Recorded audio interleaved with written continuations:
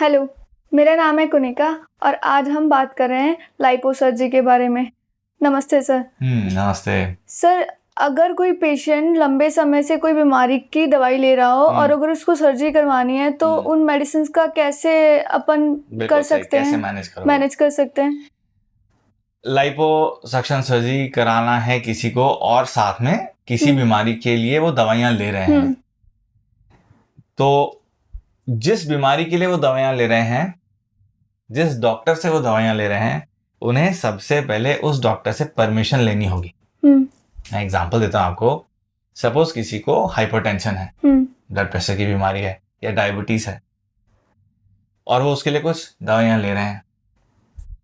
उस बीमारी में वो लेने वाली दवाइयां उस बीमारी के कारण होने वाली प्रॉब्लम्स को रोके रखे।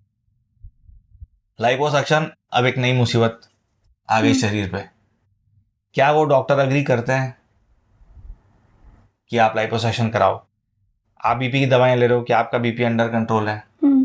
आपको लग रहा है कि वो अंडर कंट्रोल है, लेकिन डॉक्टर की नजर से अंडर कंट्रोल है, इतना कंट्रोल कि सर्जरी कराई जा सके। अब सर्जरी दो तरह की होती है, कॉस्मेटिक सर्जरी जो कि अनिवार्य नहीं है, और इमरजेंसी सर्जरी जिसका कुछ नहीं हो सकता। अब अगर चोट लग गई है, ट्रॉमा हो गया तो भाई ऑपरेशन हो गया होगा, फिर बीपी ऊपर नीचे वो सब ऑपरेशन थिएटर में देखा जाएगा। वो एक्स्ट्रा रिस्क लेना ही पड़ता है जान बचाने के लिए।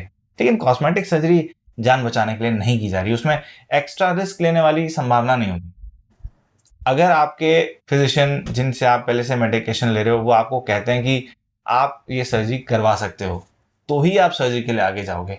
अब उस स्थिति में जहां पे आपके फिजिशियन ने आपको कह दिया कि हाँ भाई आप सर्जरी करा सकते हो, आपकी डायबिटीज कंट्रोल में है या आपका शुगर कंट्रोल में है या और भी किसी बीमारी जैसे थायराइड की दवाइयां अक्सर लोग खा रहे होते हैं वो कंट्रोल में है, वही फिजिशियन फिर आपको ये भी बताएंगे कि सर्जरी के दौरान दवाइयां किस तरह से खानी है, उनकी डोज में क्या परिवर्तन होगा, उसका कंटिन्यूसली मॉनिटरिंग करेंगे, और सर्जरी के बाद क्या डोजेज होंगी। यानी यहाँ पे लाइपो सर्जरी के लिए हम कंबाइंड अप्रोच रखते हैं। हम फिजिशियन को भी ट्रीटमेंट प्रोटोकॉल में इन्वॉल्व करते हैं। ओके। ये सिर्फ मेरे पे निर्भर नहीं करता कि मैं बता दूंगा कि अब आप ये 4 दवाइयां मत खाना। तो मैं सभी लोगों को ये राय दूंगा कि अगर आप किसी और बीमारी के लिए पहले से ट्रीटमेंट ले रहे हैं तो बेस्ट ये रहेगा कि जिसका ट्रीटमेंट चल रहा है आप उससे डिटेल में डिस्कस करें कि जो भी आप सर्जरी कराना चाहते हैं क्या वो फिजिबल है, क्या वो की जा सकती है, और अगर वो की जा सकती है तो दवाइयों का किस तरह से ध्यान रखना है। यूजुअली ये प्लास्टिक सर्जन या एनेस्थीसियोलॉजिस्ट का काम नहीं होता, हालांकि वो बता सकते हैं, डॉक्टर वो भी हैं। अब इसमें भी बहुत सारी बातें, अलग अलग डॉक्टर अलग अलग राय रखते हैं। मैं मेरा ओपिनियन बता, क्योंकि जो फिजिशियन पहले से ट्रीटमेंट कर रहे हैं वो आपके शरीर के बारे में बहुत बेहतर जानते हैं बजाय मेरे जिसने सिर्फ आपको 2 बार देखा। और वैसे भी मैं उन बाकी बीमारियों का स्पेशलिस्ट नहीं हूं, तो इसीलिए मैं उन बाकी बीमारियों की दवाइयों को ऊपर नीचे करने की कोशिश नहीं करता।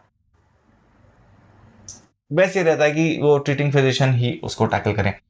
मगर यहाँ पे टेक होम मैसेज ये है कि अगर कोई और बीमारी के लिए, लंबी बीमारी के लिए दवाइयां चल रही हैं तो ऐसा नहीं है कि लाइपो सर्जरी नहीं हो सकती। हो सकती है, डेफिनेटली हो सकती है। बस ये है कि फिजिशियन को भी साथ में इन्वॉल्व करके एक बार रिस्क बेनिफिट रेशो देख लेना चाहिए। Okay, thank you sir. जैसा कि भी डॉक्टर विशाल ने बताया कि अगर आपकी कोई भी मेडिसिन चल रही है तो आप अपने डॉक्टर से कंसल्ट कीजिए, उनसे राय लीजिए और फिर आप अपनी सर्जरी आराम से करवा सकते हैं। और अगर आपको सर्जरी से रिलेटेड कुछ पूछना है आप हमें कॉल कर सकते हैं या हमें कमेंट कर सकते हैं। Thank you.